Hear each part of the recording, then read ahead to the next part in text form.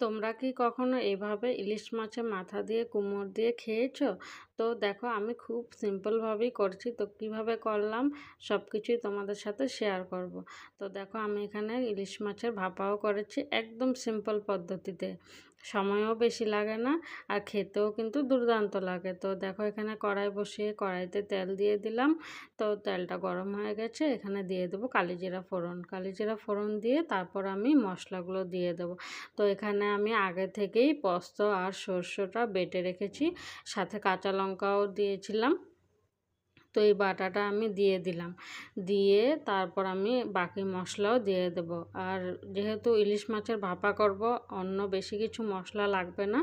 তো এখানে দেখো পরিমাণ মতো 2 চামচ নুন দিয়ে দিলাম, আর দিয়ে দেব 1 চামচ হলুদ গুঁড়ো। হলুদ গুঁড়ো দিয়ে তারপর ভালো করে নেড়ে তারপরে একটু মশলাটা কষিয়ে নেব। তো দেখো এখানে ভালো করে একটু নেড়ে নিচ্ছি। নেড়ে কষিয়ে তারপর মাছগুলো আমি এখানে দিয়ে দেবো এক এক করে। মাছটা কিন্তু আমি কাঁচাই দেবো, এটা ভাজিনি আমি। তো মাছগুলো দিয়ে তারপর এক এক করে মাছগুলো দেখো সুন্দর করে দিয়ে দিচ্ছি। ভালো করে দিয়ে তারপর আমি এখানে পরিমাণ মতো জল অ্যাড করে দেব।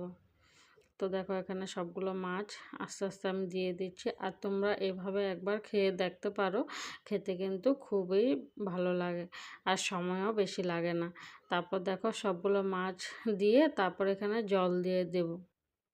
তো এখানে মশলার যে বাটি ধোয়া জলটা ওটা দিয়ে দিলাম। তারপর এখানে পরিমাণ মতো আমি ঝোলের জন্য জলটাও দিয়ে দিলাম।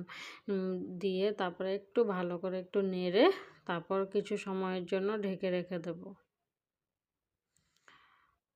তো ঝোলটা বেশি রাখবো না, অল্প করেই ঝোল রাখবো। তো দেখো এখানে ঢেকে রেখে দিয়েছি। তাও দেখো ঢাকনা খুলে দেখে নিচ্ছি, দেখো ঝোলটা কিন্তু প্রায় ফুটে গেছে আর মাছটাও কিন্তু হয়ে গেছে প্রায়। আর একটু সময় ঝোলটা ফুটিয়ে নিয়ে তারপর নামিয়ে নেবো। তো দেখো আমার মাছ রান্না কিন্তু কমপ্লিট, একটু সময়ের মধ্যেই হয়ে গেল।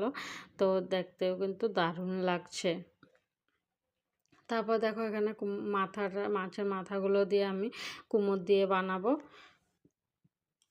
তো এখানে কড়াইতে তেল দিয়ে তেলটা গরম হয়ে গেছিলো, এখন মাছের মাথাগুলো আমি ভেজে নিচ্ছি। তো এখানে ওপিট ওপিট করে মাছের মাথাগুলো ভেজে নিয়ে নামিয়ে নিলাম। নিয়ে তারপরে কড়াইয়ের তেলের মধ্যে দিয়ে দিলাম 5 ফোড়ন। 5 ফোড়ন দিয়ে তারপর দিয়ে দেবো কুমড়ো। তো কুমড়োগুলো দিয়ে ভালো করে একটু নেড়ে চেড়ে নেব। কুমড়োটা দিয়ে ভালো করে একটু নেড়েচেড়ে একটু কিছু সময়ের জন্য আমি ঢেকে রেখেছিলাম। তো দেখো কুমড়োগুলোও সিদ্ধ হয়ে গেছে। তো আমি এখন মশলাও দিয়ে দেবো এখানে। এখানে দেখো মশলাটা আমি একসাথে জলের সাথে গুলে নিয়েছি।